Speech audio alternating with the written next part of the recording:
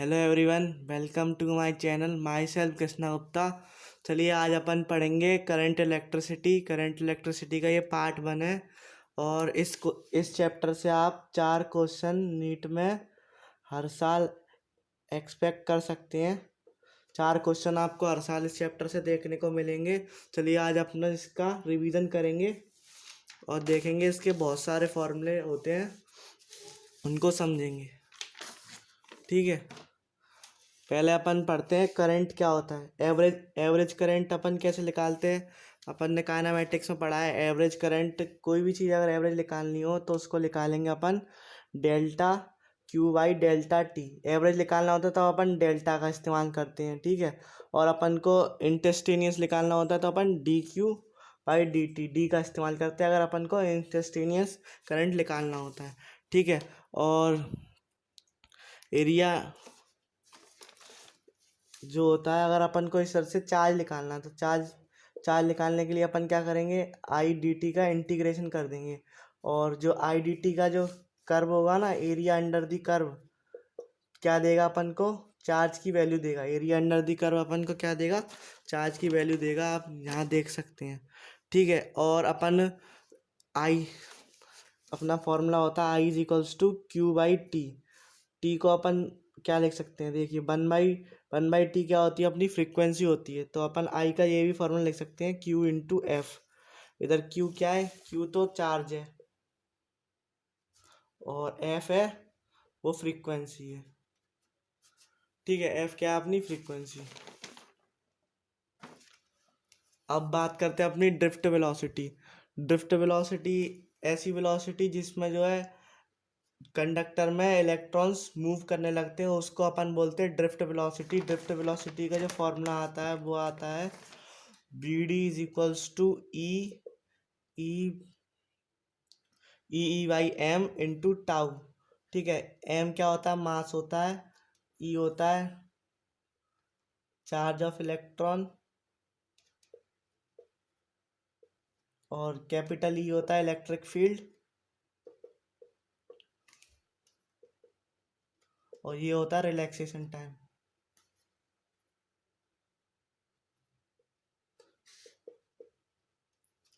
ठीक है, ये हो गया अपना ड्रिफ्ट वेलोसिटी का फॉर्मूला। अब अपन देखेंगे कि आई और ड्रिफ्ट वेलोसिटी का फॉर्मूला, इस पे जो है नीट 2022 में सवाल आया था इसी साल। इस पे सब की वैल्यू दे रखी थी, अपन को शायद एन की वैल्यू निकालनी थी। इसका जो फॉर्मूला होता है रिलेशन का, वो होता है I is equals to N E A B D. ये बहुत इंपॉर्टेंट रिलेशन है, इससे बहुत सवाल आते हैं, ठीक है। N E is equals to N E A B D. A क्या है यहाँ पे, ए जो है एरिया, बी तो आपको पता है ड्रिफ्ट वेलोसिटी है, और एन जो है number of charge per unit volume, ठीक है। और ई तो वो है ई चार्ज ऑफ इलेक्ट्रॉन है, ठीक है। अब देखते हैं अपन मोबिलिटी। मोबिलिटी क्या होती है, मोबिलिटी होती है drift velocity upon electric field. अपन उसको क्या बोलते हैं, मोबिलिटी बोलते हैं। मोबिलिटी का सिंबल होता है म्यू, ठीक है। मोबिलिटी का सिंबल होता है म्यू और उसका फॉर्मूला होता है drift velocity upon electric field, ठीक है। इस पे जो है नीट 2020 में सवाल आया था। इस पे खाली ड्रिफ्ट वेलोसिटी की वैल्यू दे रखी थी और इलेक्ट्रिक फील्ड की दे रखी थी, अपन को इसकी मोबिलिटी निकालनी थी, ठीक है। अब अपन बात करते हैं करंट डेंसिटी की। करंट डेंसिटी करंट डेंसिटी क्या होता है, करंट डेंसिटी को अपन जे से डिनोट करते हैं और वो होता है आई बाई ए। आई बाई ए होता है करंट डेंसिटी। और अगर मान लो ऐसा कोई सवाल आए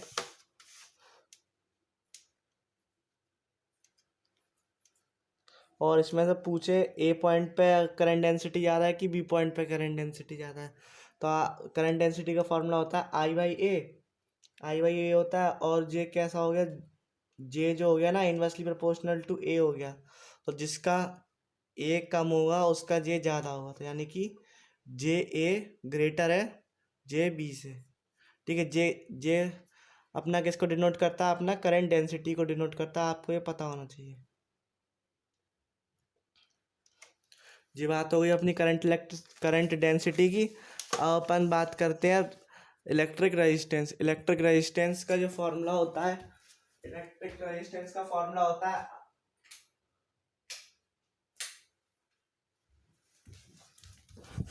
इलेक्ट्रिक रेजिस्टेंस का फॉर्मूला होता है R is equals to B by I, और इसकी जो यूनिट होती है उसको अपन बोलते हैं ओम। इसकी यूनिट को अपन क्या बोलते हैं? ओम बोलते हैं। ठीक है, अब देखते हैं अपन बी आई कर्व। अब अपन देखते हैं बी आई कर्व कैसे बनता है। ठीक है,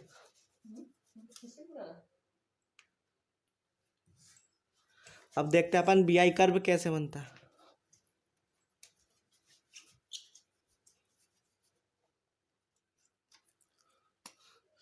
अब देखिए बी वर्सेस आई कर्व बनाते हैं। आपने जो बेसिक मैथ में थोड़ा बहुत पढ़ा होगा ग्राफ्स के बारे में। देखिए अगर ये जो है स्ट्रेट लाइन आता है तो इसका मतलब क्या होता है? इसका मतलब क्या होता है? ये जो है कांस्टेंट वैल्यू है। ठीक है, और अगर मान लो ऐसी आती है तो ये क्या है? इसका मतलब क्या है? ये वेरिएबल है। ठीक है, ये बी आई कर्व है, ये कैसी है? वेरिएबल है। ठीक है, आपको ये जो है ध्यान रखना है, थीटा टेन थीटा जो आएगा ना, इसका स्लोप आएगा, यानी कि D V by D I, और वही किसके बराबर होता है? अपना आर के बराबर होता है। ठीक है, इस बात का भी आपको पता होना चाहिए। ठीक है, जे देखो इस वाले पे भी लिखा है यही चीज़, और वही मैंने आपको इधर बता दी। ठीक है, अब अपन बात करते हैं, आपने एक फॉर्मूला और पढ़ा हुआ रेजिस्टेंस का, उसके बारे में अपन बात करते हैं, रो वाला formula.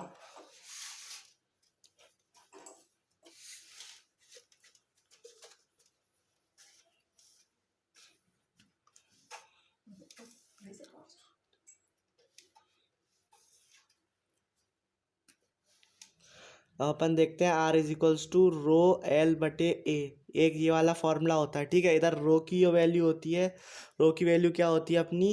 M N E square tau. ठीक है, टाउ तो मैंने आपको बता ही दिया था क्या होता है? Relaxation time, E charge of electron, J number of charge per unit volume होता है जे। ठीक है, और एम मास होता है, और इसकी जो वो होती है ऐसा यूनिट ओम ही होगी इसकी, तो क्या होगी इसकी? ओम होगी। और अगर मान लो रो की पूछे, रो की ऐसा यूनिट क्या होगी? रो की ऐसा यूनिट होगी, अगर आपको नहीं आती तो इसको देखो निकाल सकते हैं। आर की क्या होती है? ओम होती है, और एल को अपन क्या लिखते हैं? एल को अपन मीटर में लिखते हैं, और एरिया को अपन मीटर स्क्वायर में लिखते हैं। देखो एम से एम कट गया, तो रो की जो यूनिट होगी वो क्या होगी अपनी? रो मीटर होगी। ठीक है, ये भी पूछ सकता है, और इसकी कभी कभार डायमेंशन भी आ जाती है, तो वो भी आपको आनी चाहिए। ठीक है,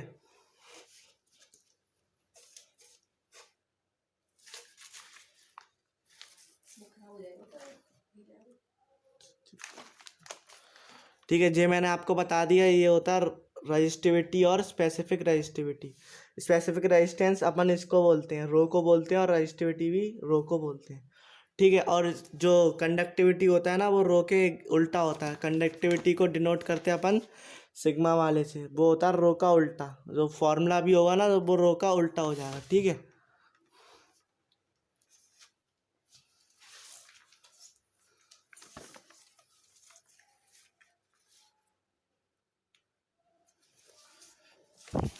चलिए अब आगे बढ़ते हैं। अब देखते हैं अपन टेम्परेचर पे कैसे डिपेंड करती है। देखिए कि ये नोट है, M is equals to D into A into L. फिर इधर से अपन ए की वैल्यू निकालेंगे, ए आएगा M upon L into D. क्या आएगा? ये M upon L into D. ठीक है, अब अपन बात करते हैं, अगर अपन किसी भी कंडक्टर को स्ट्रेच करें या फिर कंप्रेस करें तो उसका जो है रेजिस्टेंस कैसे कैसे बदलता है। ठीक है, अपन अभी स्ट्रेचिंग वाला पढ़ रहे हैं। स्ट्रेचिंग कंडीशन में अपन देखेंगे इसका रेजिस्टेंस कैसे कैसे बदलेगा। ठीक है, अपन देखेंगे रेजिस्टेंस कैसे कैसे बदलेगा। देखिए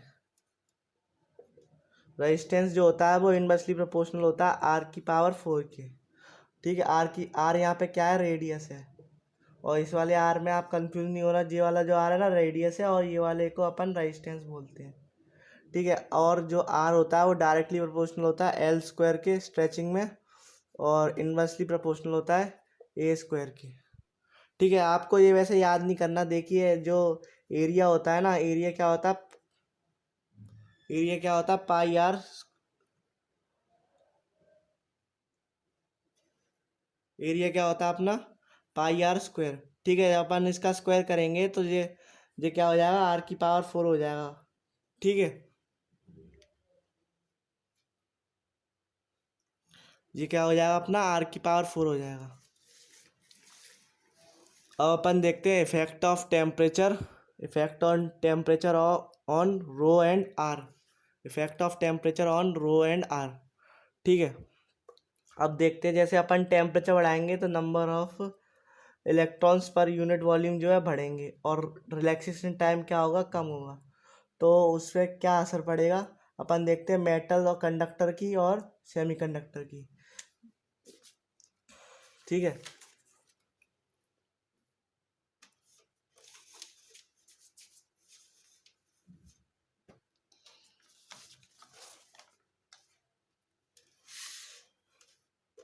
अब देखिए टेम्परेचर अपन बढ़ाएंगे तो जो है नंबर ऑफ एन बढ़ेंगे, एन बढ़ेंगे। और क्या नाम है, वो जो रिलैक्सेशन टाइम होता है, रिलैक्सेशन टाइम का मतलब होता है कोई पार्टिकल कितनी देर रिलैक्स कर रहा है। अगर मान लो अपन टेम्परेचर बढ़ाएंगे तो जो है किसी भी पार्टिकल का रिलैक्सेशन टाइम कम हो जाएगा और क्या नाम है काइनेटिक एनर्जी जो है बढ़ जाती है। ठीक है, इस बात का भी आपको ध्यान रखना चाहिए कि काइनेटिक एनर्जी जो है वो भी बढ़ जाती है। ठीक है, अब अपन देखते हैं कि मेटल कंडक्टर में इसका क्या रोल है और सेमीकंडक्टर में क्या रोल है। ठीक है, और इसके ग्राफ भी देखेंगे, जो ग्राफ होते हैं ना मेटल कंडक्टर में और सेमीकंडक्टर में कैसे आते हैं। मेटल कंडक्टर,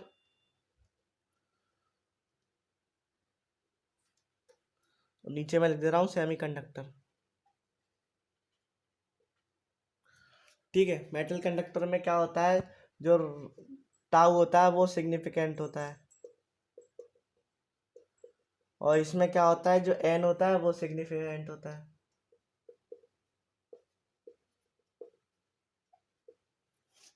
ठीक है, इसमें अपन जैसे टेम्परेचर बढ़ाएंगे जो है जे टाउ कम होगा तो आर बढ़ेगा, रो बढ़ेगा। क्यों बढ़ेगा ये आर, आर का अपन ने अभी फॉर्मूला पढ़ा था, M equals to N E square upon tau. तो ये देखो अगर ये टाउ गिरेगा मतलब तो ये इन्वर्सली प्रोपोर्शनल हुआ ना आर के, तो ये इन्वर्सली प्रोपोर्शनल हुआ, ये कम होगा तो ये बढ़ेगा। और ये देखो अपना जो आर होता है वो डायरेक्टली प्रोपोर्शनल किसके होता है, रो के होता है। तो ठीक है, तो अगर आर बढ़ेगा तो अपना रो भी बढ़ेगा। ठीक है, तो ऐसे अपन ने ये निकाल लिया। अब अपन अगर इसका ग्राफ बनाए तो किसके बीच में बनाएंगे अपन ग्राफ, रो और टेम्परेचर के बीच में। रो और किसके बीच में लाएंगे, टेम्परेचर के बीच में। तो अपना ग्राफ कुछ ऐसा आता है। ठीक है, मेटल कंडक्टर में कुछ ऐसा आता है और सेमीकंडक्टर में आपको पता होना चाहिए, सेमीकंडक्टर में आएगा अपना, सेमीकंडक्टर का भी जो है सेम होता है। और इसका एग्जांपल आप ले सकते हैं कार्बन एंड सिलिकॉन। ठीक है, आपको ये जो है एग्जांपल भी याद होना चाहिए। और ये सवाल अपना ऐसा एक सवाल नीट 2022 में भी आया था, आप देख सकते हैं। ठीक है, इसमें जो है एन सिग्निफिकेंट करता है। इसमें क्या होता है टेम्परेचर बढ़ाने पर एन बढ़ेगा, एन यानी कि number of electrons per unit volume बढ़ेंगे। और इसमें क्या होता है आर कम होगा तो रो भी कम होगा। ठीक है, ये कंडीशन 4 इसकी होती हैं और 4 इसकी होती हैं। और ये ग्राफ अपना किसका होगा, मेटल कंडक्टर का, और ये अपना किसका है, सेमीकंडक्टर का। इसके एग्जांपल है कार्बन और सिलिकॉन। ठीक है, ये अपनी बात हो गई इफेक्ट ऑफ टेम्परेचर ऑन रो और आर। इसमें एक केस और बाकी रह गया, वो है अलॉय। ठीक है, अलॉय अब कैसे डिपेंड करता है टेम्परेचर पर वो भी देख लेते हैं अपन। एक होता है अलॉय। ठीक है, अलॉय होता है, अलॉय जो होता है ना,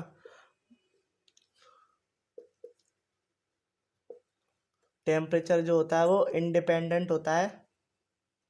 इसमें जो है रो और आर डज नॉट चेंज। ठीक है, आपको ये जो है ध्यान रखना है, रो और आर इसमें जो है चेंज ही नहीं होते हैं। और उसमें सेमीकंडक्टर में और मेटल कंडक्टर में चेंज होते हैं, पर अलॉय में चेंज नहीं होते। ठीक है, अब अपन बात करेंगे अपनी एक इक्वेशन आती है जिसमें टेम्परेचर कोफिशिएंट आता है, उसके बारे में बात करेंगे।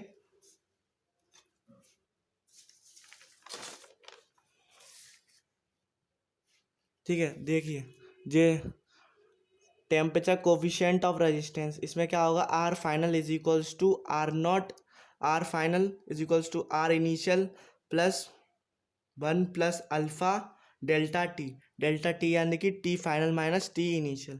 ठीक है, ऐसे ही सेम इसका होता है, rho final is equals to rho initial bracket में 1 + alpha T final minus T initial. ये होगी अपनी टेम्परेचर कोफिशिएंट ऑफ रेजिस्टेंस। अब अपन देखते हैं कलर कोडिंग। कलर कोडिंग पे भी अपने एक सवाल नीट 2020 में आया था। ठीक है, आपको पहले तो ये टेबल याद होनी चाहिए, इसी से ही आप कलर कोडिंग के जितने भी सवाल हैं वो कर पाएंगे। इसको याद करने की ट्रिक है, बीबी रॉय ग्रेट बॉय, इधर एक मिसिंग है वर्ड।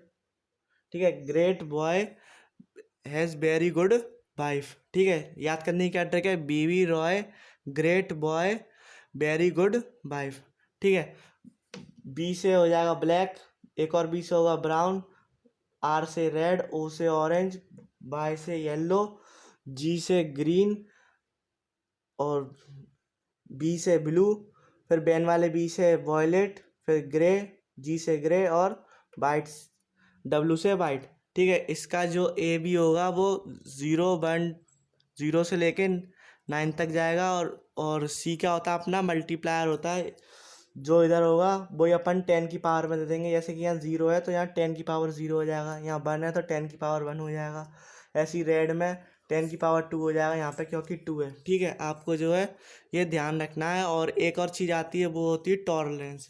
टॉलरेंस क्या होती है, टॉलरेंस एक तरीके से एरर ही होता है, एक तरीके से रेजिस्टेंस में जो एरर होता है ना अपन उसको लिखते हैं। ठीक है, गोल्ड का सबसे कम होता है टॉलरेंस, गोल्ड का कितना होता है आप देख सकते हैं, +- 5 होता है, उसका +- 10 होता है, उसका +- ये होता है। ठीक है, अब मान लो ऐसे कोई कलर कोडिंग का सवाल आता है। ठीक है, कलर कोडिंग का सवाल आने के लिए जो एक मेन इम्पॉर्टेंट वो होता है, मैं आपको वो बता देता हूँ, A × B × C +- D। ठीक है, +- D तो ये तो हो गया टॉलरेंस। ठीक है, ये तो हो गया टॉलरेंस। अपन देखते हैं ये डबल डेट वाला है, और ये क्या है अपना मल्टीप्लायर है। अब जैसे देखो एक ही एग्जांपल देखो, इसी में दे रखा है अपना। ठीक है, पहले अपना कौन सा आ रहा है, रेड, वॉयलेट, ब्राउन और सिल्वर। सिल्वर क्या है टॉलरेंस, तो टॉलरेंस कितना होगा इसके में 10 होगा। ठीक है, अब देखो रेड की जो वैल्यू मल्टीप्लायर है कितना है अपना 2, कितना है अपना